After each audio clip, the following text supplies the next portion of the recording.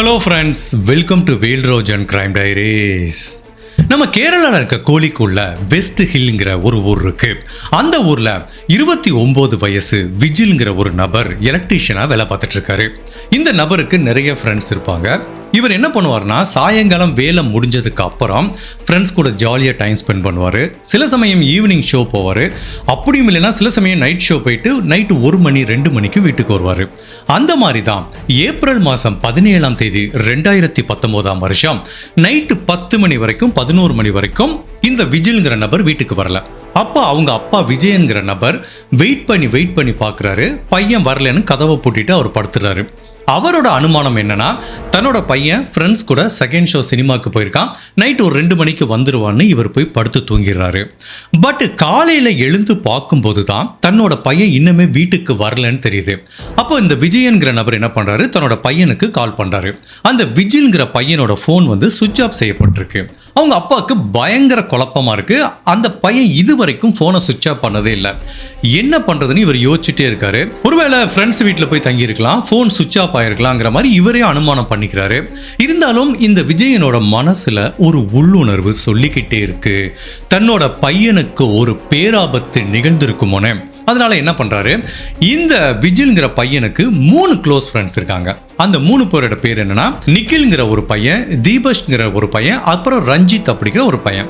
இந்த 3 பேரும் தான் விஜில் கூட சேர்ந்து எப்ப பார்த்தாலும் ஹேங் அவுட் பண்ணிட்டே இருப்பாங்க. சரி, இவங்கிட்ட போய் கேட்டா ஒரு ஐடியா கிடைக்கும். முந்தின நாள் இவங்களோட அவன் ஹேங் அவுட் பண்ணானா, படத்துக்கு போனானான்னு கேட்டா ஒரு ஐடியா கிடைக்குன்னு இந்த விஜயன்கிற நபர் அவங்க வீட்டுக்கு போறாரு. அப்போ நிக்கில்ங்கிற அந்த ஃப்ரெண்ட் என்ன சொல்கிறாரு, இல்லை அங்கிள், நேற்று எனக்கு வேலை இருந்தது, மற்ற பசங்களுக்கு வேலை இருந்தது, நாங்கள் யாருமே நேற்று மீட் பண்ணவே இல்லையே, ஏன் என்னாச்சு, விஜில் வீட்டுக்கு வரலையாங்கிற மாதிரி அவரும் ஒரு பதட்டத்தோட கேட்குறாரு. அப்போ அவங்க அப்பா விஜயன் என்ன சொல்கிறாரு, ஆமாம் நிக்கில், அவன் நேற்றுலேருந்து வீட்டுக்கு வரல, ஃபோனுக்கு கால் பண்ணால் சுவிட்ச் ஆஃபாக இருக்குது, எனக்கு என்ன பண்ணுறதுனே தெரியலங்கிற மாதிரி இவர் புலம்புறாரு. அப்போ அந்த நிக்கில் என்ன சொல்கிறாரு, நீங்கள் ஒன்றும் கவலைப்படாத அங்கிள், இப்போ நான் பேசுகிறேன்னு அவர் அந்த விஜில்ங்கிற ஃப்ரெண்டுக்கு கால் பண்ணுறாரு. ஃபோன் சுவிட்ச் ஆஃபாக இருக்குது. இவருக்கு ஒன்றுமே புரியல. அப்போ தன்னோட மற்ற 2 ஃப்ரெண்டுக்கும் சொல்லி, நீங்க ஃபுல்லா விஜில் கால் பண்ணுங்கடா, அவனை எங்கன்னு கண்டுபிடிக்க முடியலங்கிற மாதிரி இவர் சொல்றாரு. மற்ற 2 ஃப்ரெண்ட்ஸும் பதட்டமாயி ஃபோன் பண்றாங்க. பட் யாரு ஃபோன் பண்ணா கூட இந்த விஜில்ங்கிற பையனோட ஃபோன் நாட் ரீச்சபிளா இருக்கு. இப்போ இவ்வளவு நேரம் அவங்க அப்பாவுக்கும் ஒரு பதட்டம் இருந்தது, இப்போ இவங்க 3 ஃப்ரெண்டுக்கும் ஒரு பதட்டம் வந்துருது. அப்படி இருந்தாலும் இந்த நிக்கில்ங்கிற பையன் அவங்க அப்பா விஜயன் கிட்ட ஒரு ஆறுதல் என்ன சொல்றாருன்னா, நீங்க ஒன்றும் கவலைப்படாத அங்கிள், அவன் எங்கேயாவது வெளியில போயிருப்பான், ஃபோன் சுவிட்ச் ஆஃப் ஆயிருக்கும், அவன் இன்னைக்கு திரும்ப வந்துருவான், நீங்க கவலைப்படாம வீட்டுக்கு போங்கிற மாதிரி என்னதான் அவங்க அப்பாவை சமாதானப்படுத்தி அனுப்பி வச்சா கூட இந்த நிக்கிலுக்கு ஒரு சின்ன பதட்டம் வருது. பிகாஸ் விஜில் எப்பவுமே இந்த 3 பேர்கிட்டையும் சொல்லாம அவன் எங்கேயும் போக மாட்டான், அதுவும் போனை சுவிட்ச் ஆஃப் பண்ணவே மாட்டாங்கும் போது இப்போ இந்த ஃப்ரெண்ட்ஸுக்கும் ஒரு சின்ன பதட்டம் வர ஆரம்பிக்குது. காணாம போன விஜில் அப்படிங்கிற பையனுக்கு இன்னொரு பிரதர் இருக்காரு. இப்போ அவர்கிட்ட விஜயன் புலம்புறாரு, டே இங்க பாருடா, உன் தம்பி காணாம போயிட்டான். அவன் க்ளோஸ் ஃப்ரெண்ட்ஸ் கிட்ட போய் கேட்டா அவங்களும் ஷாக் ஆயிட்டாங்க, மீட் பண்ணலங்கிறாங்க, இவன் உண்மையிலேயே எங்க போனான்னு எனக்கே தெரியலங்கிற மாதிரி இந்த சகோதரர்கிட்ட சொல்லி புலம்புறாரு. அப்ப அவர் என்ன சொல்றாரு, நீ கவலைப்படாதீங்கப்பா, நான் போய் அந்த ஃப்ரெண்ட்ஸ் கிட்ட நேரா பார்த்து விசாரிக்கிறேன்னு அவங்க அப்பா விசாரிச்ச மாதிரி இவரும் போய் விசாரிக்கிறாரு. அந்த பசங்க அப்பவும் சொல்றாங்க, இல்லன்னா நாங்க இன்னைக்கு அவனை பார்க்கவே இல்லை, நாங்க மீட் பண்ணியே 2 நாள் ஆச்சு, அப்பா சொல்லும் போது எங்களுக்கே பதட்டமா இருக்கு, இப்ப நாங்க எங்களுக்கு தெரிஞ்ச ஃப்ரெண்ட்ஸ் சர்க்கிள்ல விசாரிச்சுட்டு இருக்கோங்கிற மாதிரி அவங்க ஃப்ரெண்ட்ஸும் சொல்றாங்க. ஸோ இப்போ காணாம போன விஜில் அப்படிங்கிற இந்த பையனை அவங்க ஃபேமிலி, ஃப்ரெண்ட்ஸ், சொந்தக்காரங்க எல்லாருமே வலை வீசி தேட ஆரம்பிக்கிறாங்க. இப்படியே ஏப்ரல் மாதம் 18ஆம் தேதி உருண்டோடி போது. ஏப்ரல் மாதம் 18ஆம் தேதி நைட்டு வருது. அப்பவும் விஜில்ங்கிற இந்த பையன் வரல. அன்னைக்கு நைட்டு ஃபுல்லாக எல்லாருமே தூங்காம காத்துக்கிட்டு இருக்காங்க. ஸோ மறுநாள் ஏப்ரல் மாதம் 19ஆம் தேதி இந்த குடும்பம் என்ன முடிவு பண்ணுறாங்கன்னா, இதுக்கு மேலே நம்ம வெயிட் பண்ண வேணாம், இவன் காணாம போயிட்டான்னு போலீஸ்ல கம்ப்ளைண்ட் பண்ணலான்னு பக்கத்துல இருக்க ஒரு போலீஸ் ஸ்டேஷன்ல விஜில்ங்கிற இந்த பையன் மிஸ் ஆயிட்டான்னு ஒரு கம்ப்ளைண்ட் பதிவு பண்றாங்க. அப்ப போலீஸ் என்ன சொல்றாங்க, உங்க பையன் பெரிய பையன் சார், 29 வயசு ஆகுது, எங்கேயாவது போயிருப்பான், வருவான், ஏன் கவலை பாருங்கிற மாதிரி போலீஸ் இந்த மிஸ்ஸிங் பர்சன் கேஸை ரொம்ப சீரியஸா எடுத்துக்கல. பட் அப்படி இருந்தாலும் விஜயன்கிற இந்த அப்பாவோட அழுத்தம் காரணமா அவங்க வழக்கு பதிவு செஞ்சு இந்த விஜில தேட ஆரம்பிக்கிறாங்க. அப்படி போலீஸ் தேடும் போது முதன்முறையா இந்த வழக்குல ஒரு பிரேக் த்ரூ கிடைக்குது. அதே ஊர்ல இருக்கிற ரயில்வே ஸ்டேஷனுக்கு வெளியில இந்த விஜில்ங்கிற பையனோட பைக்கை பார்க்குறாங்க. அந்த பைக் அங்கே பார்க் செய்யப்பட்டிருக்கு. அந்த பைக்கிலேயே பைக்கோட கீ இருக்குது. அந்த பைக்கில் முன்னாடி ஒரு பவுச் இருக்குது. அதை ஓப்பன் பண்ணி பார்க்கும்போது அதுக்குள்ளே இந்த விஜிலுக்கு சொந்தமான பர்ஸ் இருக்குது. சுவிட்ச் ஆஃப் செய்யப்பட்ட நிலையில் அவனோட ஃபோன் இருக்குது. இப்போ இதுவரைக்கும் இவனை காணோன்னு தேடிட்டு இருந்தாங்க.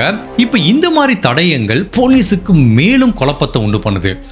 ஒன்று, அவன் எங்கேயாவது ஓடி போயிருந்தா பரவாயில்ல, எதுக்காக தன்னோட ஃபோனை சுவிட்ச் ஆஃப் பண்ணி இந்த பவுச்சில் வச்சிருக்கணும்? அதுவும் பர்ஸ், அதுக்குள்ளே நிறைய பணம் இருக்குது, அதை எடுத்துக்காம அவன் எங்கே போயிருப்பான்? அப்போ உண்மையிலேயே இவன் மிஸ் ஆயிட்டானா, இல்லை அவனே ஓடி போயிட்டானா, இல்லை அவனுக்கு ஏதாவது பேராபத்து நிகழ்ந்திருக்குமோ அப்படிங்கிற பலவிதமான கேள்விகள் போலீஸுக்கு முன் வந்து நிற்கிது. இப்படியே சில நாட்கள் உருண்டோடி போது இந்த போலீஸ்ல இருந்தும் சரியான ஆக்ஷன் எடுக்கல. அவங்க அப்பா விஜயன் டெய்லி போலீஸ் ஸ்டேஷனுக்கு நடையா நடக்கிறாரு. உண்மையிலேயே இனிஷியலா அந்த கேஸ்ல பயங்கர கான்சன்ட்ரேஷன் பண்ணிட்டு இருந்தாங்க. பட் நாள் ஆக ஆக போலீஸுக்கு இந்த வழக்குல கொஞ்சம் இன்ட்ரெஸ்ட் குறைய ஆரம்பிக்குது. இதுக்கு முன்னாடி விஜயன் வந்தா வாங்க சார் தேடிட்டு இருக்கோம் அப்படின்னு ஏதாவது ஒரு அப்டேட் கொடுப்பாங்க. இப்ப விஜயன்கிற நபரை பார்த்தாலே போலீஸுக்கு ஒரு எரிச்சல் உணர்வு வர ஆரம்பிக்குது. சார் டெய்லி எதுக்கு சார் போலீஸ் ஸ்டேஷனுக்கு வரீங்க? ஏதாவது அப்டேட் இருந்தா நாங்களே சொல்லி அனுப்புறோங்கிற மாதிரி திரும்ப சொல்றாங்க. இவரும் விடாம டெய்லி போலீஸ் ஸ்டேஷன் நடந்துட்டு இருக்காரு. அப்போ ஒரு நாள் போலீஸ் ஆஃபீஸர் கடுப்பாயிட்டாரு. சார் எங்களுக்கு என்ன தோணுதுன்னா, உங்க பையன் எங்கேயோ ஓடி போயிட்டான் சார், ஏதோ ஒரு பொண்ணை கூட்டிட்டு ஓடி போயிருப்பாங்கிற மாதிரி அவங்க சொல்லும்போது இந்த அப்பா அதுக்கு முழுவதுமாக மறுப்பு தெரிவிக்கிறாரு. இல்ல சார், என்னோட பையன் அப்படி பண்றவன் கிடையாது, என்னோட பையன் மிஸ் ஆயிட்டான், அவனுக்கு ஒரு ஆபத்து நிகழ்ந்திருக்கு, அவனை தேடி கண்டுபிடிச்சு கொடுங்கன்னு இவரும் தொடர்ந்து அழுத்தம் கொடுத்துட்டே இருக்காரு. அதனால போலீஸ் என்ன பண்றாங்க, ஏதோ விசாரணை பண்ணணுமேனு இவங்க எப்படி அவங்க ஃப்ரெண்ட்ஸ் 3 பேர்கிட்ட போய் கேட்டாங்களோ அந்த 3 பேரையும் போலீஸ் ஸ்டேஷன் கூப்பிட்டு கேட்குறாங்க. பட் அவங்களே தான் சொல்றாங்க, இல்லை சார் இவங்க கூட அன்னைக்கு நாங்கள் பார்க்கவே இல்லை, எங்களுக்கே பயங்கர ஷாக்காக இருக்கு, தேடிட்டு இருக்கோம் அப்படிங்கிற மாதிரி அவங்க ஃப்ரெண்ட்ஸ் சொல்றாங்க. இப்படியே இந்த வழக்கு ஒரு டெட்லாக் மாதிரி ஆயிடுது. உண்மையிலேயே போலீஸ் இந்த வழக்கை முன்னாடி எப்படி எடுத்துட்டு போறதுன்னு தெரியல. பட் இந்த காணாம போன விஜில்ங்கிற பையனோட குடும்ப உறவுகள் என்ன சொல்றாங்கன்னா, சார் எங்களுக்கு என்னமோ அந்த ஃப்ரெண்ட்ஸ் 3 பேர் மேல ஒரு சின்ன சந்தேகம் இருக்கு. பிகாஸ் இவங்க 4 பேரும் எங்க போனாலும் ஒன்னா தான் போவானுங்க, டெய்லி மீட் பண்ணுவானுங்க. என் பையன் காணாம போனப்போ இவங்க மீட் பண்ணலங்கிறாங்க. எங்களுக்கு கொஞ்சம் டவுட்டா இருக்கு, அவங்கள கொஞ்சம் நல்லா விசாரிங்க சாருங்கிற மாதிரி இவங்க என்னதான் அந்த ஃப்ரெண்ட்ஸ் மேல ஒரு சந்தேகத்தை கிளப்புனா கூட போலீஸ் அப்பவும் சொல்றாங்க, அதெல்லாம் கூப்பிட்டு விசாரிச்சாச்சு சார், அவங்க தெரியவே தெரியாதுங்கிறாங்க, இதுக்கு மேல அவங்களை என்னத்தை கேட்க சொல்றீங்கிற மாதிரி போலீஸ் இந்த அப்பா அம்மா கிட்ட எரிஞ்சு விழுக ஆரம்பிக்கிறாங்க. ஒட்டுமொத்தத்தில் இந்த வழக்கு கிணத்துல போட்ட கல்லு மாதிரி இருக்கு. பட் இந்த நேரத்தில் அன்பார்ச்சுனேட்டா COVID-19 வர ஆரம்பிக்குது. ஏற்கனவே போலீஸ் ஒழுங்கா ஒர்க் பண்ணல, அதுவும் COVID-19ங்கிற ஒரு மிகப்பெரிய ரீசன் வந்ததுக்கு அப்புறம் இந்த வழக்கை கம்ப்ளீட்டா போலீஸ் விசாரிக்கிறத ஸ்டாப் பண்ணிடுறாங்க. போலீஸுக்கு 1000 ப்ரியாரிட்டி வருது. ஈவன் இதை விட பெரிய கொலை வழக்கெல்லாம் வரும்போது இந்த விஜில்ங்கிற பையனோட டிஸ்அப்பியரன்ஸ் வழக்க ஒட்டுமொத்தத்தில் போலீஸ் அதிகாரிகள் எல்லாருமே மறந்து போயிட்டாங்க. என்னதான் போலீஸ் மறந்தா கூட, அவங்க ஃப்ரெண்ட்ஸ் மறந்தா கூட அவங்க அப்பா மறக்க முடியுமா? கண்டிப்பா முடியாது. ஒவ்வொரு நாளும் ஒவ்வொரு நிமிஷமும் தன்னோட பையன் தன்னோட வீட்டு கதவை வந்து தட்டிட மாட்டானாங்கிற ஒரு ஏக்கத்துல அவங்க வீட்டு வாசல்லையே உட்கார்ந்துருக்காரு. டெய்லி போலீஸ் ஸ்டேஷனுக்கு நடையா நடந்து அவர் செருப்பு தேஞ்சதான் மிச்சம். போலீஸ் கிட்ட இருந்து எந்த ரெஸ்பான்ஸும் இல்ல. ஒட்டுமொத்தத்துல இந்த அப்பா என்ன முயற்சி பண்ணாலும் போலீஸ் அதிகாரிகிட்ட இருந்து எந்த ரெஸ்பான்ஸும் இல்ல. அதே டயத்துல வேற எந்தவித தடயமும் கிடைக்கலங்கிறதுனால விஜில்ங்கிற இந்த பையனோட டிஸ்அப்பியரன்ஸோட வழக்கோட ப்ராக்ரஸ் கொஞ்சம் கொஞ்சமா ஸ்லோவாயிட்டு வருது. நாட்கள் வாரமாகுது, வாரங்கள் மாதமாகுது, மாதங்கள் வருடமாகுது, ஏன் வருடங்கள் பல வருடங்கள் கூட ஆகுது. இந்த விஜில்ங்கிற பையனுக்கு என்ன நிகழ்ந்ததுங்கிறது தெரியல. அவன் உயிரோட இருக்கானா செத்தானா அப்படிங்கிற ஒரு சின்ன க்ளூ கூட போலீஸுக்கு கிடைக்கல. ஒட்டுமொத்தத்தில் இந்த டிஸ்அப்பியரன்ஸோட வழக்கோட ப்ராக்ரஸ் கம்ப்ளீட்டா கோல்டு கேஸா மாறிடுது. என்னதான் பல வருடங்கள் உருண்டோடி போனா கூட என்னைக்காவது தன்னோட பையன் ஒரு நாள் திரும்ப வருவான்னு அவங்க அப்பா அம்மா நம்பிக்கையோட காத்துட்டு இருக்காங்க. அவங்க நம்பிக்கைக்கு பலன் கிடைச்சதா? விஜில்ங்கிற இந்த காணாம போன பையன் திரும்ப வந்தானா? உண்மையிலேயே அந்த பையனுக்கு என்ன நிகழ்ந்ததுங்கிற பலவித குழப்பங்களும் திருப்பங்களும் நிறைஞ்ச கேரளால நடந்த ஒரு வித்தியாசமான ட்ரூ கிரைம் கேஸ் தான் இன்னைக்கு நம்ம இந்த வீடியோல பார்க்க போறோம். அப்படி விஜில்ங்கிற இந்த பையனுக்கு என்ன நிகழ்ந்ததுங்கிறத நம்ம தெரிஞ்சுக்கிறதுக்கு முன்னாடி உங்க டைம் 2 செகண்ட்ஸ் எனக்காக ஸ்பெண்ட் பண்ணி என்னோட வீடியோஸ் உங்களுக்கு பிடிச்சிருந்துச்சுன்னா லைக் பண்ணிட்டு கமெண்ட் பண்ணுங்க. இன்கேஸ் என்னோட சேனலை இது வரைக்கும் நீங்க சப்ஸ்கிரைப் பண்ணாம பார்த்தீங்கன்னா மறக்காம சப்ஸ்கிரைப் பண்ணி என்ன சப்போர்ட் பண்ணுங்க. நீங்க கொடுக்குற ஒவ்வொரு லைக்கும் கமெண்ட்டும் சப்ஸ்கிரிப்ஷனும் மட்டும்தான் நம்ம சேனலை அடுத்த லெவலுக்கு எடுத்துட்டு போறதுக்கு பேருதவியா இருக்கும். ஸோ மறக்காம லைக் பண்ணிட்டு இந்த வீடியோவை கண்டினியூ பண்ணுங்க. இந்த விஜில் காணாம போய் கிட்டத்தட்ட 6 வருடங்கள் உருண்டோடி போது 2025 வருஷம் வருது. பட் அப்ப கூட அவங்க அப்பா தொடர்ந்து முயற்சி பண்ணிட்டு இருக்காரு. அவரால் என்ன பண்ண முடியுமோ அதை பண்ணி தன்னோட பையனை கண்டுபிடிக்கிறதுக்காக முயற்சி பண்றாரு. அப்ப அவங்க ஏரியாவுக்கு ஒரு நாள் எம்எல்ஏ வர்றாரு. அவர்கிட்ட ஒரு மனு கொடுக்குறாரு. சார், என்னோட பையன் 2019 காணாம போயிட்டான், போலீஸும் சரியா ஆக்ஷன் எடுக்கல, அந்த கேஸும் கம்ப்ளீட்டாக கோல்டு கேஸ் ஆயிடுச்சு, என் பையனுக்கு என்ன நிகழ்ந்ததுன்னே தெரியல, நீங்கள் எப்படியாவது என்னோட பையனை கண்டுபிடிக்கிறதுக்கு உதவி செய்யுங்கிற மாதிரி ஒரு மனு கொடுக்குறாங்க. அப்போ அந்த லோக்கல் எம்எல்ஏ சொல்கிறாரு, நான் என்ன பண்ணுறது, போலீஸ் கிட்ட பேசணுமாங்கிறாரு. இல்லை சார், இவங்க கிட்ட பேசினா வேலைக்காகுது, இந்த மனுவை எப்படியாவது நம்ம கேரளா முதலமைச்சர்கிட்ட கொண்டு போய் சேர்த்துருங்க, நீங்கள் அதை மட்டும் பண்ணுங்க, கண்டிப்பாக அந்த வழக்கு திரும்ப உயிர் பெற்று அதை விசாரிப்பாங்கங்கிற மாதிரி அவங்க அப்பா சொல்கிறாரு. இந்த எம்எல்ஏவும் நல்ல மனசராக இருக்காரு. எப்படியோ இந்த மனுவை அவர் முதலமைச்சர் பினராயி விஜயன் எடுத்துட்டு போறாரு. இந்த வழக்கு முதலமைச்சர் போய் ரீச் ஆகுது. அவர் அந்த மனுவை படிச்சு பார்க்கிறாரு. அப்போ உயர் அதிகாரிகளுக்கு உத்தரவுறாரு, என்னப்பா அது 2019 ஒன்று நடந்திருக்கு, 6 வருஷம் ஆச்சு, இது என்னன்னு கண்டுபிடிக்காம இருக்கீங்க, இது உடனே ஒரு ஸ்பெஷலா ஒரு டீமை ஃபார்ம் பண்ணி இந்த பையனுக்கு என்ன ஆச்சுன்னு கண்டுபிடிங்கிற மாதிரி அவர் அதிகாரிகளுக்கு உத்தரவுறாரு. ஸோ இப்படியே முதலமைச்சர் இருந்து உத்தரவு வருது. டிஜிபியை மிரண்டு போறாரு. உடனே அந்த லோக்கல் போலீஸ் ஸ்டேஷனுக்கு தகவல் வருது. அப்போ ரஞ்சித்ங்கிற ஒரு திறமையான போலீஸ் அதிகாரி தலைமையில ஒரு குழுவை அமைச்சு இந்த பையனுக்கு என்ன நிகழ்ந்ததுங்கிறத விசாரிக்க சொல்றாங்க. அப்ப அந்த ரஞ்சித்ங்கிற அதிகாரி இந்த கோல்டு கேஸை ரீஓபன் பண்றாரு. அவருக்கு கீழே ஒரு 4-5 போலீஸ் ஆபீசர் இந்த வழக்கை விசாரிக்கிறாங்க. அவர் கேஸ் ஃபைல் ஃபுல்லா படிச்சு பார்க்கறாரு. இருந்தாலும் சில விஷயங்கள் அவருக்கு புரியல. அப்போ காணாம போன விஜிலோட அப்பா விஜயன்கிற நபரை போலீஸ் ஸ்டேஷனுக்கு வர சொல்றாரு. சார், இந்த வழக்குல ஸ்டார்டிங்ல இருந்து எண்டு வரைக்கும் என்ன நிகழ்ந்ததுங்கிறத ரொம்ப டீட்டெயிலா சொல்லுங்கிறாரு.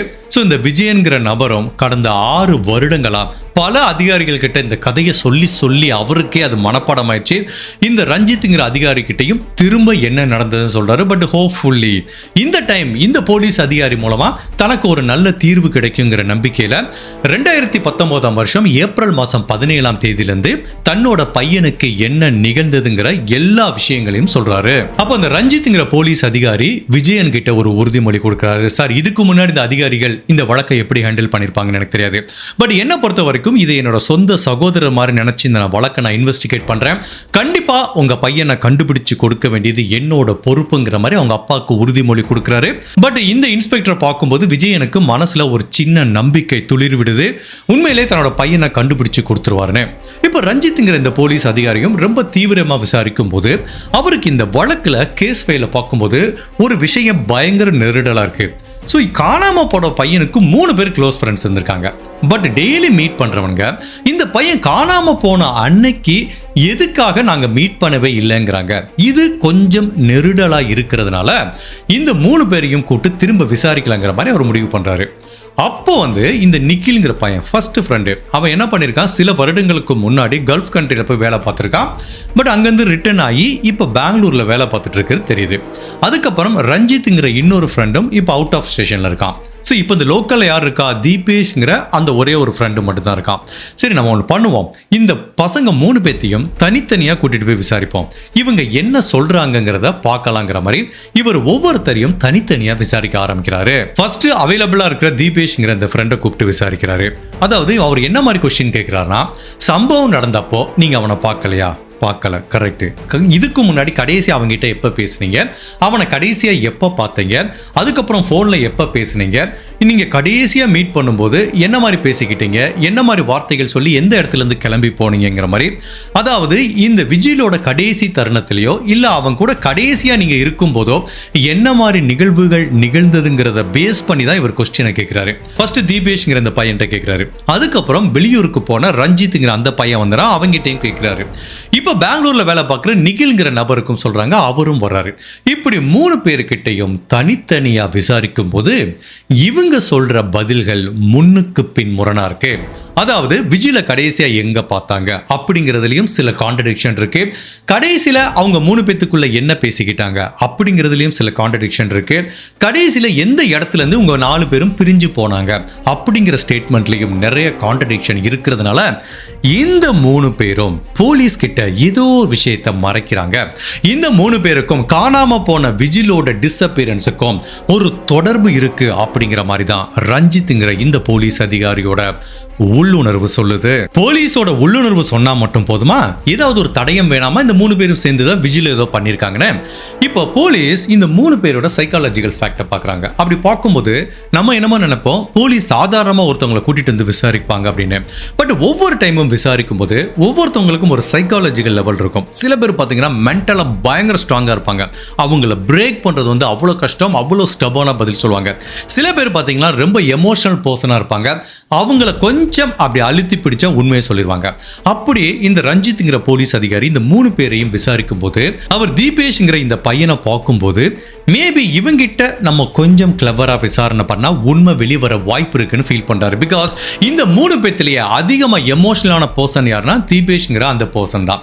இப்போ அவரை திரும்பவும் விசாரணை கூட்டிட்டு வராரு. இது எல்லாம் எப்போ நடந்தது அப்படின்னா இப்போ 1 மாசத்துக்கு முன்னாடி நடந்தது. ஸோ அந்த தீபேஷை விசாரணை கூட்டிட்டு வராங்க. அவரும் திரும்ப என்ன நடந்ததுங்கிற சொல்றாரு. சார் எங்களுக்கு எதுவுமே தெரியாதுங்கிறாரு. அப்ப அந்த ரஞ்சித்ங்கிற போலீஸ் ஆஃபீஸர் சொல்றாரு, இங்க பாரு தீபேஷ், நீ பொய் சொல்றேன்னு எனக்கு தெரியும். நான் உறுதியா சொல்றேன், நீங்க 3 பேரும் சேர்ந்தா அவனை ஏதோ பண்ணிட்டீங்க. நீங்க மேபி அவனை கொலை பண்ணிருக்க கூட வாய்ப்பு இருக்கு. நாங்க அதை கண்டுபிடிச்சிட போறோம், எந்த பிரச்சனையும் இல்லை. பட் நீயா உண்மையை சொல்லிட்டா உங்களுக்கு குறைவான தண்டனை வாங்கி தரோம். பட் நாங்களா கண்டுபிடிச்சோன்னு வச்சுக்கோ, ஒன்று நீ தூக்கு மேடையில் போய் நிற்கணும், இல்லை வாழ்க்கை ஃபுல்லாக ஜெயிலில் இருக்கணும். பட் அப்படி இருந்தாலும் உங்களுக்கு மனசாட்சி இருக்காடா? எவ்வளோ க்ளோஸ் ஃப்ரெண்டாக இருக்காங்க, இப்படி கூட இருக்க பையனை போய் இப்படி கொலை பண்ணிட்டீங்களா அப்படிங்கிற மாதிரி ஒரு கேட்டா இருப்பாருங்க. அப்படியே அந்த பையன் கண்ணில் இருந்து தாரையாக கண்ணீர் வர ஆரம்பிக்குது. பட் அப்போவே இந்த ரஞ்சித்துக்கு புரிஞ்சு போச்சு, இவனோட பிரேக்கிங் பாயிண்ட்டை நம்ம டச் பண்ணிட்டோம் அப்படின்னு. கொஞ்ச நேரம் அமைதியாக அந்த தீபேஷ் என்ன சொல்கிறான், சார் நாங்கள் வேணுமே பண்ணலை சார், அது ஒரு ஆக்சிடெண்டாக நடந்தது சார் அப்படின்னு சொன்னான் பாருங்க. அப்பவே இந்த ரஞ்சித்துக்கு தெரிஞ்சு போச்சு இந்த கேஸ் ஆல்மோஸ்ட் க்ளோஸ்டுன்னு. அப்போ ரஞ்சித்துங்கிற இந்த போலீஸ் அதிகாரி இந்த தீபேஷ்ங்கிற நபர்கிட்ட இருந்து மேலும் உண்மையை வாங்குறதுக்காக இன்னும் கொஞ்சம் எமோஷனலாக கண்ட்ரோல் பண்றாரு. சரி ஓகே தீபேஷ், லைஃப்ல எல்லாருமே தப்பு பண்றது சகஜம்தான், ஏதோ நீங்க பண்ணிட்டீங்க. பட் அட்லீஸ்ட் நீங்க உண்மையை சொன்னாதான் அதுக்கு பிராயச்சித்தம் கிடைக்கும். பாரு அந்த பையனோட அம்மா அப்பாவை எடுத்துக்கோங்க, தன்னோட பையனை காணணும் 6 வருஷமா தேடிட்டு இருக்காங்க, பாவம் இல்லையா? சரி சொல்லுப்பா என்ன நடந்துச்சு அப்படிங்கிற மாதிரி கேட்கிறாரு. சரி ஓகே சார் நான் சொல்லிடுறேன். ஏப்ரல் மாதம் 17ஆம் தேதி 2019ஆம் வருஷம் ஊருக்கு ஒதுக்குப்புறமா இருக்கிற சரோவரம் பேக் வாட்டருக்கு பக்கத்தில் நாங்கள் எல்லாருமே மீட் பண்ணோம் சார்.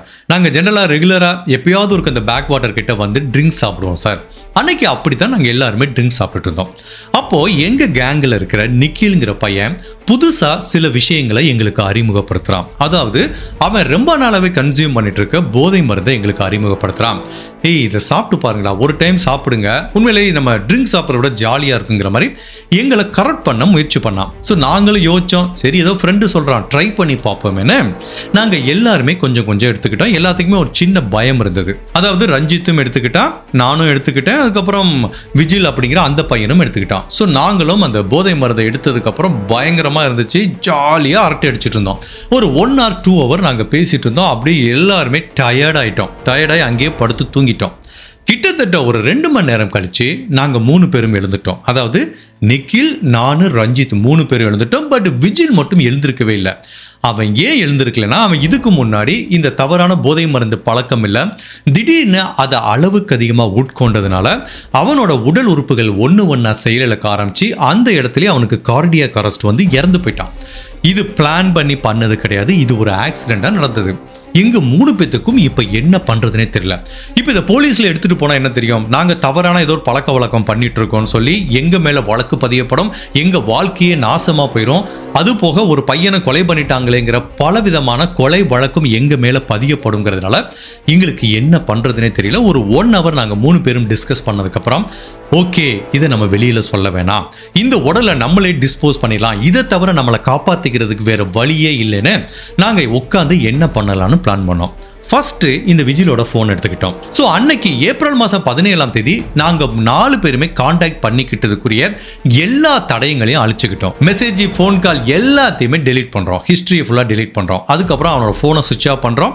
அது எல்லாத்தையும் அவனோட பைக்கோட முன்புறம் அந்த பவுச்சில் வச்சு பக்கத்தில் இருக்க ரயில்வே ஸ்டேஷனுக்கு வாசலில் அவனோட பைக்கை விட்டுட்டு வந்துடும். அதுக்கப்புறம் திரும்ப இந்த பேக் வாட்டர் கிட்ட வந்துடும். இங்கே பார்த்தீங்கன்னா சுற்றி எங்கே பார்த்தாலும் சதுப்பு நிலமாக இருக்குது. ஸோ எங்களுக்கு உடனே என்ன பண்ணுறதுன்னு தெரியல. முதல் இவனோட உடலை யாருமே பார்த்துடக்கூடாதுன்னு அங்கே இருக்கிற ஒரு புதருக்குள்ளே மறைச்சி வச்சிட்டோம். ஸோ நைட்டு ஃபுல்லாக யோசிக்கிறோம் என்ன பண்ணுறதுன்னு தெரியல. அப்போது இந்த சதுப்பு நில தண்ணியை பார்க்கும்போது எங்களுக்கு ஒரு ஐடியா வந்துச்சு. இந்த சதுப்பு நிலத்துக்குள்ள கல்லை கட்டி இவனோட உடலை புதைச்சிட்டோம் அப்படின்னா கண்டிப்பாக வெளியில் வர்றதுக்குரிய சான்சஸ் கம்மி. இதை யாருமே கண்டுபிடிக்க முடியாதுங்கிறதுனால இதுதான் பெஸ்ட் ஐடியான்னு ஒரு பெரிய கயிறு எடுத்து அவனோட காலில் கல்லை கட்டி இந்த சதுப்பு நிலத்துக்குள்ளே தூக்கி போட்டு நாங்கள் ஒன்றுமே தெரியாத மாதிரி வீட்டுக்கு போயிட்டோம். மறுநாள் அவங்க அப்பா தேட ஆரம்பிக்கிறாரு. எங்கள் வீட்டுக்கு வந்து கேட்குறாரு. நாங்களும் ஒன்றுமே தெரியாதுன்னு சொல்லிட்டோம். ஒரு பக்கம் அவங்க அப்பா, குடும்ப உறவுகள் எல்லாம் பதட்டமாக தேடுறாங்க. எங்கள் 3 பேத்துக்கும் பதைப்பதைப்பாக இருக்குது. எப்போ வேணாலும் போலீஸ் தங்களை நெருங்கி வரலாங்கிறதுனால டெய்லி ஒன் டைம் அந்த பேக் வாட்டருக்கு போய் பார்த்துக்கிட்டோம். அந்த உடல் உண்மையிலேயே அந்த சதுப்பு நிலத்துக்குள்ளே மூழ்கி இருக்கா இல்லை வெளியில் வந்திருக்காங்கிற மாதிரி நாங்களும் ஒரு பதட்டத்தோடையே இருந்தோம் சார். கிட்டத்தட்ட ஒரு 2 வாரம் கழிச்சு ஒரு நாள் போய் பார்க்குறோம். பயங்கர ஷாக் ஆயிடுச்சு. அவனோட உடல் வெளியில் மிதந்துட்டு இருக்கு. நம்மளுக்கு தெரியும், நீ என்ன கல்லை கட்டி போட்டால் கூட கேஸ் பார்ட்டிகல் ஃபார்ம் ஆகும்போது இறந்த உடல் ஆட்டோமேட்டிக்காக வெளியில் வரும். இப்போ எங்களுக்கு என்ன பண்ணுறதுன்னு தெரியல. சரி, ஒன்றும் பண்ண முடியாது. திரும்ப ஒரு கல்லை கட்டி திரும்பவும் அந்த சதுப்பு நிலத்துக்குள்ளே மூழ்கடிச்சுக்கிட்டோம். இப்படியே ஒவ்வொரு நாளும் பயத்தோடையும் நரக வேதனையோடையும் எங்களோட வாழ்க்கையை வாழ்ந்துட்டு இருந்தோம். இப்படியே சில மாதங்கள் உருண்டோடி போது. பட் எங்களுக்கு ஒரு இரவு கூட நிம்மதியா தூங்க முடியாத மாதிரி தான் ஒரு சூழ்நிலை இருந்தது. எப்போ வேணாலும் அவனோட உடல் மேலே வரலாம், அதை கண்டுபிடிக்கலாம், நம்ம போலீஸ் கிட்ட மாட்டிக்க சான்ஸ் இருக்குன்னு நாங்களும் பதட்டத்தோட இருந்தோம். ஸோ எங்களுக்கு 2 விதமான உணர்வு இருந்தது. ஒன்று, போலீஸ் கிட்ட மாட்டிப்போம் அப்படிங்கிற ஒரு உணர்வு இருந்தது. அதை எல்லாத்தையும் தாண்டி அவன் எங்களோட நீண்ட நாள் நண்பன். அவங்க அம்மா அப்பாவுக்கு தெரியாம இப்படி கூட பழகின நண்பனையே இப்படி கொலை பண்ணிட்டோமே அப்படிங்கிற ஒரு குற்ற உணர்ச்சியில தான் நாங்கள் வாழ்ந்துட்டு இருந்தோம். அதுவும் அவனோட மரணத்துக்கு அப்புறம் கூட ஒரு முறைப்படி இறுதி மரியாதை செலுத்தாம இப்படி மண்ணுக்குள்ள புதைச்சிருக்கமே, சதுப்பு நிலத்துக்குள்ள புதைச்சிருக்கமேங்கிற ஒரு குற்ற உணர்ச்சி இருந்துட்டு இருந்துச்சு. அப்போ ஒரு நாள் அங்கே 3 பேத்துக்கு ஒரு ஐடியா வந்தது. இப்போ நம்மளுக்கு இருக்கிற அந்த 2 விதமான பயத்தை போக்குறதுக்கு ஒரே ஒரு சொல்யூஷன் தான் இருக்கு. அவனோட ரிமைன்ஸை அந்த சதுப்பு நிலத்துக்குள்ளேருந்து நம்ம தோண்டி எடுத்து அந்த எலும்புகளை முறைப்படி நம்மளே இறுதி மரியாதை செலுத்தி அடக்கம் பண்ணிட்டோம்னா நம்மளோட பிரச்சனை எல்லாம் தீந்துரும். இந்த உடம்பு எப்போ வேணாலும் மேலே வந்துருங்கிற பயமும் நம்மளுக்கு இருக்காது. 2வது, இறுதி மரியாதை செலுத்திட்டோம் அப்படிங்கிற ஒரு குற்ற உணர்ச்சியும் இருக்காதுங்கிறதுனால ஒரு நாள் அந்த சதுப்பு நிலத்துக்குள்ள இறங்கி அவனோட உடம்பை தேட ஆரம்பித்தோம். அது டீகம்போஸ் ஆகி அந்த ரிமைன்ஸ்லாம் கிடைச்சது. சில எலும்பு துண்டுகள் கிடைச்சது. அதை நேராக எடுத்துக்கிட்டு பக்கத்தில் இருக்க ஒரு பீச்சுக்கு போனோம். நாங்கள் 3 பேரும் முறைப்படி ஒரு இறுதி மரியாதையை செலுத்தி அந்த ரிமைன்ஸை கடலில் தூக்கி போட்டோம். அதுக்கப்புறம் ஒன்றுமே நடக்காத மாதிரி நாங்கள் எங்கெங்கே வேலையை பார்க்க ஆரம்பிச்சிட்டோம். ஸோ நிக்கில்ங்கிற அந்த பையன் கல்ஃபுக்கு வேலைக்கு போயிட்டான். ஸோ ரஞ்சித் இங்கே லோக்கலில் கிடைக்கிற வேலையை பார்த்துட்டு இருந்தான். நானும் அங்கங்கே வேலைக்கு போய் செட்டில் ஆகிட்டேன் சார். ஸோ இதுதான் சார் நடந்ததுங்கிற மாதிரி இப்போ இவன் கன்ஃபெஷன் சொல்லிக்கிட்டான். ஸோ இப்போ தீபேஷ் சொல்கிற கன்ஃபெஷனை எல்லாத்தையுமே போலீஸை ரெக்கார்ட் பண்ணி வச்சுட்டாங்க. பட் அப்படி இருந்தாலும் இந்த கேங்கில் இது எல்லாத்துக்குமே மூல காரணம் யாரு? நிக்கில் அப்படிங்கிற அந்த பையனை தான். இப்போ அவனை விசாரணை கூப்பிடுறாங்க. பட் அவன் என்ன நினச்சிட்டு இருக்கான், இந்த தீபேஷ்ங்கிறவன் கொடுத்த கன்ஃபெஷனை பற்றி இவனுக்கு தெரியாது. ஸோ நிக்கில கூப்பிடுறாங்க, விசாரிக்கிறாங்க. அவன் நார்மலாக சொல்கிறான், இல்லை சார் நாங்கள் பார்க்கவே இல்லை சார் அப்படிங்கிற மாதிரி அந்த பழைய தேஞ்சு போன ரெக்கார்டையே சொல்லிட்டு இருக்கும்போது அந்த ரஞ்சித்ங்கிற போலீஸ் அதிகாரி கேஷுவலாக ஒரு கொஸ்டின் கேட்குறாரு. ஏப்பா எப்படிப்பா அந்த பையனுக்கு ஏதோ இறுதி மரியாதைலாம் செலுத்துறீங்களே, முறைப்படி செலுத்துறீங்களாப்பா, ஐயர்லாம் வச்சு பண்ணீங்களா அப்படின்னு ஒரு கொஸ்டின் கேட்டார் பாருங்க. இது வரைக்கும் குடிஞ்சு பார்த்துட்டு இருந்தவன் இப்படி நிமிந்து பார்த்து மிரண்டு போயிட்டான். ஏண்டா எனக்கு என்ன எல்லாம் தெரியாதுன்னு நினைக்கிறியா, தீபேஷ் எல்லாத்தையும் சொல்லிட்டான்டா அப்படின்னு சொல்லும்போது இந்த நிகிலோட ஃபேஸே வெளிரி போச்சு. கொஞ்ச நேரத்தில் அவனோட கண்கள்லேருந்தும் தாரையா கண்ணீர் வருது. தீபேஷ் என்ன மாதிரி ஒரு கன்ஃபெஷனை சொன்னானா அதே கன்ஃபெஷன் தான் நிக்கிலும் சொல்கிறான். அப்புறம் ரஞ்சித்தையும் தனியாக கூட்டிட்டு வந்து விசாரிக்கிறாங்க. அவனும் இதே கன்ஃபெஷனை தான் சொல்கிறான். சரி ஓகேப்பா, இந்த 3 பேரும் கன்ஃபெஷன் சொல்றாங்க, அதுக்காக அது உண்மையாயிருமா? இவங்க சொல்ற இடத்துல உண்மையிலேயே அந்த விஜில்ங்கிற பையனோட ரிமைன்ஸ் இருக்கா அப்படிங்கிறத கண்டுபிடிக்கணும். இந்த பசங்க என்னதான் அந்த சதுப்பு நிலத்துக்குள்ளேருந்து சில எலும்பு துண்டுகளை எடுத்து போய் வேற இடத்துல இறுதி மரியாதை செலுத்தினா கூட ஒரு மனுஷனோட உடம்புல பலவிதமான போன் ஃப்ராக்மெண்ட்ஸ் இருக்கும். இந்த பசங்க கண்டிப்பா எல்லாத்தையும் கலெக்ட் பண்ணிருக்க வாய்ப்பில்லை. அந்த இடத்துல தோண்டி பார்த்தா இவங்க சொல்றது உண்மையா பொய்யா அப்படிங்கிறது தெரிய வரும்னு உடனே கேரளா போலீஸ் அந்த சதுப்பு நிலத்துல தோண்ட ஆரம்பிக்கிறாங்க. செப்டம்பர் மாசம் 10ஆம் தேதி தான் ஃபர்ஸ்ட் டைம் அங்க போய் தோண்ட ஆரம்பிக்கிறாங்க. அப்படி அந்த சதுப்பு நிலத்துக்குள்ள தோண்டி தேடும் போது ஒரு ஷூஸ் கிடைக்குது. அந்த ஷூஸை பார்க்கும்போதே தெரியுது அது காணாம போன விஜில்ங்கிற அந்த பையனுக்கு சொந்தமானது. ஸோ கண்டிப்பா இந்த இடத்துல தான் அவன் புதைக்கப்பட்டிருக்காங்கிறது தெரியுது. இப்போ 11ஆம் தேதி தேடி பார்க்குறாங்க, எதையுமே கிடைக்கல. பட் 12ஆம் தேதி தோண்டி பார்க்கும்போது அதுக்குள்ள ஒரு பெல்ட் கிடைக்குது. அதுக்கப்புறம் ஒரு ஷர்ட் வருது, பேண்ட் வருது, எல்லாமே விஜில்ங்கிற ஒரு பையனுக்கு சொந்தமானது. எப்போ இந்த பெல்ட், ஷர்ட், பேண்ட் எல்லாம் வருதோ அதுக்கப்புறம் ஒவ்வொரு எலும்பு துண்டுகள் உள்ள இருந்து வெளியில வர ஆரம்பிக்குது. மொத்தம் 56 போன் பிராக்மெண்ட்டை கண்டுபிடிச்சிருக்காங்க. ஸோ ஒரே நாள் 56 எலும்பு துண்டுகளை தோண்டி எடுத்து டிஎன்ஏ டெஸ்ட்டுக்கு அனுப்பியிருக்காங்க. பட் இந்த சர்க்கம்ஸ்டான்ஷியல் எவிடன்ஸை வச்சு பார்க்கும்போது இந்த பையனோட பெல்ட், ஷூஸ் இது எல்லாத்தையும் இது அவங்க பையனுக்கு சொந்தமானதுன்னு அவங்க அம்மா அப்பா கன்ஃபார்ம் பண்ணியிருக்காங்க. இந்த பசங்க சொன்ன கன்ஃபெஷன் இது எல்லாத்தையும் வச்சு பார்க்கும்போது 99% இந்த எலும்பு துண்டுகள் விஜிலுக்கு சொந்தமானதா இருக்கிறதுக்கு வாய்ப்பு இருக்கு. பட் அப்படி இருந்தாலும் டிஎன்ஏ டெஸ்ட் வந்ததுக்கு அப்புறம் தான் இது 100% விஜில் அப்படிங்கிறது தெரிய வரும். ஸோ இப்போ இதை தோண்டி எடுத்து கிட்டத்தட்ட ஒரு வாரம் தான் ஆகுது. இதை எல்லாத்தையுமே டிஎன்ஏ டெஸ்ட்டுக்கு அனுப்பியிருக்காங்க. ஹோப்ஃபுல்லி இது விஜிலுக்கு சொந்தமான ரிமைன்ஸாக இருக்கிறதுக்கு நிறையவே வாய்ப்பு இருக்கு.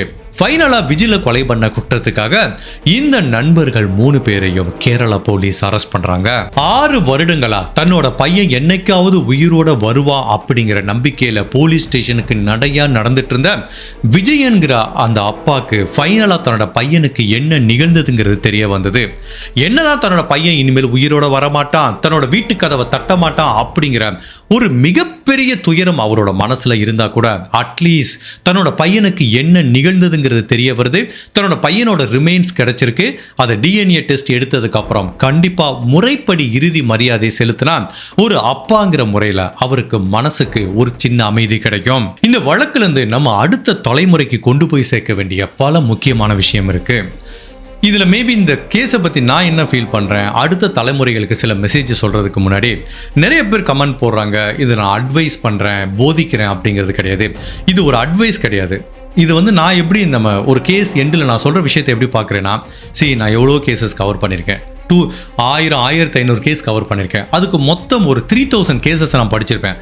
அந்த கேஸோட பேட்டர்ன்லாம் வச்சு பார்க்கும்போது இப்படி தான்ப்பா கிரைம்லாம் நடக்குது, இதுதான் நடந்திருக்கு, இதை பண்ணால் இந்த மாதிரி கிரைமை தவிர்த்திருக்கலாம், இந்த மாதிரி டேஞ்சரை நம்ம அவாய்ட் பண்ணலாம் அப்படிங்கிற பேட்டர்னை தான் ஒரு ஆர்டிஃபிஷியல் இன்டெலிஜென்ஸ் மாதிரி என்னோட பிரெயின் வந்து அனலைஸ் பண்ணி அதுலேருந்து எடுக்கிற டேக் அவே உங்களுக்கு சொல்கிறேன். This is not a advice, this is the take away. So விருப்பப்பட்டவங்க கண்டினியூ பண்ணலாம். இன்கேஸ் நீங்கள் ஒரு டீனேஜ் பையன் வச்சிருந்தாலோ பொண்ணை வச்சிருந்தாலோ கண்டிப்பாக இதுக்கப்புறம் நான் 5 நிமிஷம் சொல்ல போகிற விஷயங்கள் ரொம்ப முக்கியமானது. உங்கள் பசங்கிட்ட கூட போட்டு காமிங்க. இந்த கேஸை பொறுத்த வரைக்கும் பார்த்தீங்கன்னா இந்த ட்ரிங்க்ஸு, இந்த போதை மருந்து கலாச்சாரம் வந்து இப்போ கொஞ்ச நாளைக்கு முன்னாடி நம்ம சென்னையிலேயே நிறைய பேர் அரெஸ்ட் பண்ணியிருக்காங்க. அது உண்மையிலேயே ஸ்கூல் காலேஜ் பசங்க கிட்ட ரொம்ப ஒரு புற்றுநோய் மாதிரி பரவி இருக்கு. ஸோ இதை வந்து இதோட ஆணிவேர் எங்கே கண்டுபிடிச்சி அதை போய் ஸ்டாப் பண்ணுறது அது வந்து நம்ம வேலை கிடையாது. அதுக்குரிய அதிகாரிகள் அவங்க தான் பண்ணணும். பட் ஒரு பேரண்டா, ஒரு ஸ்டூடெண்டா, அதாவது ஒரு பையனா பொண்ணோவோ நம்மளோட கடமை என்ன? உண்மையிலேயே இது பார்க்கும்போது இந்த ட்ரிங்க்ஸ் பசங்களோட நம்ம ஜாலியாக என்ஜாய் பண்ணுவோம். மச்சான் ஒரு பீர் தாண்டா அடிச்சு பாடுறா அப்படிம்போம். ஒரு நாள் அதை அடிப்போம், அப்புறம் அது ஒரு பழக்கமாயிரும். இதை விட மோசமானது இப்போ இந்த போதை மருந்து பழக்கம்.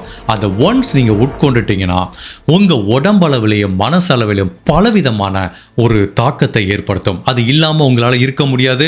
அதுக்கப்புறம் உங்கள் உடல் உறுப்புகள் ஒன்றொன்னா செயலிழக்க ஆரம்பிக்கும், உங்களோட பிரெயின் வேலை செய்யாமல் போகும். ஒட்டுமொத்தத்தில் கடவுள் உங்களுக்கு கொடுத்த ஒரு அற்புதமான வாழ்க்கையை நீங்கள் இழக்க நேரிடும். நீங்கள் மட்டும் இல்லை, நீங்கள் தெரியாமல் ஏதோ ஃப்ரெண்ட்ஸ் கூட ஒரு பார்ட்டிக்கு போனேன், ஒரு நாள் சாப்பிட்டேன், என்னால் இப்போ அது இல்லாமல் இருக்க முடியாதுன்னு நீங்கள் நினச்சிங்கன்னா ஃபர்ஸ்ட் உங்களோட கல்வி பாதிக்கப்படும், உங்களோட எதிர்காலம் பாதிக்கப்படும். அதுக்கப்புறம் உங்களை நம்பி இருக்க உங்கள் அப்பா அம்மா, கூட இருக்கிற சகோதர சகோதரி எல்லாரோட வாழ்க்கையும் கம்ப்ளீட்டாக தரைமட்டமாக ஆக்கப்படும். ஸோ நீங்கள் அதை செய்கிற ஒரு செகண்ட் ஒரு தப்பு ஒட்டுமொத்த ஒரு குடும்பத்தையே சிதைக்கக்கூடிய வல்லமை உடையது. ஸோ இளைஞர்கள், ஸ்கூல் படிக்கிற பசங்க, காலேஜ் படிக்கிற பசங்க ஒன்று சொல்கிற கரெக்டாக கேட்டுக்கோங்க. இந்த மாதிரி என்னைக்காவது ஒரு நாள் போகும்போது மச்சா சும்மா ஒரு நாள் அடிச்சு பாடுறா அப்படிங்கிற மாதிரி சொன்னாங்கன்னா ஃபர்ஸ்ட் ஆஃப் ஆல் அந்த மாதிரி எடுத்துக்காதீங்க. அந்த மாதிரி ஃப்ரெண்ட்ஸை உடனே கட் பண்ணி விடுங்க. உங்களை தவறான வழிக்கு புஷ் பண்ணுற எந்த ஃப்ரெண்ட்ஸுமே உங்களுக்கு ஆபத்தானவங்க. ஃப்ரெண்ட்ஸ் கூட போங்க, ஜாலியாக சுற்றுங்க, படத்துக்கு போங்க, இன்னொரு ஃப்ரெண்ட்ஸ் வீட்டில் போய் சாப்பிடுங்க.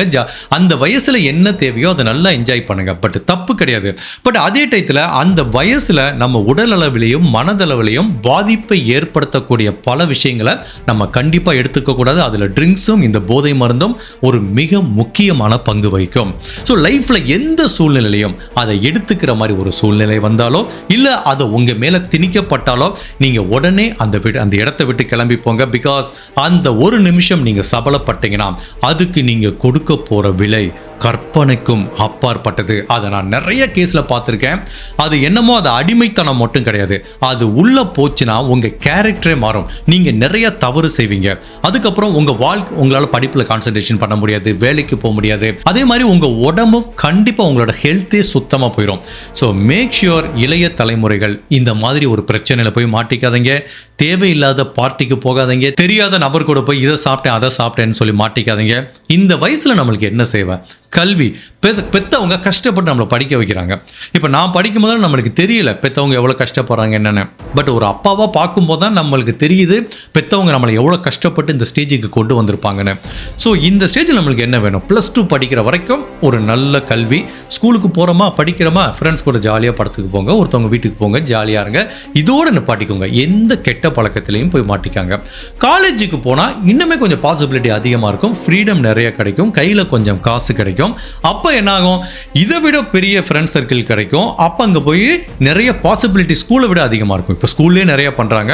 பட் அதையும் தடுக்கணும். காலேஜ்லேயும் போகும்போது இதை விட பாசிபிலிட்டி அதிகமாக இருக்கும். பட் அப்பையும் ஞாபகம் வச்சுக்கோங்க, கல்லூரி படிப்பு வந்து ஜாலியாக இருக்கிறதுக்காக படிப்பு கிடையாது. அது உங்கள் வாழ்க்கையை அடுத்த லெவலில் நீங்கள் வேலைக்கு போகிறத தீர்மானிக்கிறது. ஸோ அந்த படிப்பையும் ரொம்ப கவனமாக படித்தா தான் நீங்கள் வாழ்க்கையில் அடுத்த கட்டத்துக்கு போக முடியும். இல்லைப்பா நான் அடுத்த கட்டத்துக்கு போயிட்டேன், படித்து முடிச்சிட்டேன், வேலைக்கு போயிட்டேன், இப்போ நான் ஜாலியாக இருக்கலாமா அப்படின்னா அப்பவும் சரி. இந்த மாதிரி போதைப் பொருளுக்கு எதுக்குமே அடிமையாகாங்க. லைஃப்பை என்ஜாய் பண்ணுறதுக்கு 1000 வழி இருக்குது. இது வந்து சரியான வழி கிடையாது. இது ஒரு என்ஜாய்மெண்ட் அப்படிங்கிற மாதிரி நம்மளே இந்த சமூகத்தில் நிறைய பேர் அதை தவறாக நினச்சிக்கிட்டாங்க. ஸோ பசங்களா, மேக் ஷுர் இந்த மாதிரி எந்த விதமான பழக்கத்திலையும் மாட்டிக்கங்க. பட் இந்த கேஸில் பாருங்களேன், நான் நிஜமாக சொல்கிறேன், நிறைய பேருக்கு அது ஒத்துக்காது. சாப்பிட்டோன்னே பாருங்கள் அவனுக்கு கார்டியாக் அரெஸ்ட் வந்திருக்கு. இந்த மாதிரி நாளைக்கு உங்களுக்கும் வராதுன்னு என்ன நிச்சயம். ஸோ மேக் ஷுர் எந்த கெட்ட பழத்துக்குள்ளேயும் ட்ரிங்க்ஸோ போதைப் பொருளோ எதுலையுமே உள்ளே போகாதீங்க. நல்ல ஹெல்த்தியாக சாப்பிடுங்க. இந்த மாதிரி கெட்ட பழக்கத்துக்கு அடிமையாகாமல் நல்லா படித்து அப்பா அம்மாவுக்கு நல்ல பேரை வாங்கி கொடுங்க. ஸோ இது பயனுள்ளதாக இருந்துச்சுன்னா பெற்றவங்க அட்லீஸ்ட் இந்த கடைசி 10 minutes ஆகுது உங்கள் பசங்களுக்கு போட்டு காமிங்க. இந்த கேஸை பற்றி நீங்கள் என்ன நினைக்கிறீங்க? உங்களோட கருத்தை மறக்காமல் இந்த வீடியோவில் பதிவு பண்ணுங்கள். இந்த மாதிரி அனதர் கேஸில் உங்களை சந்திக்கிறேன். Till then, stay safe, take care, bye.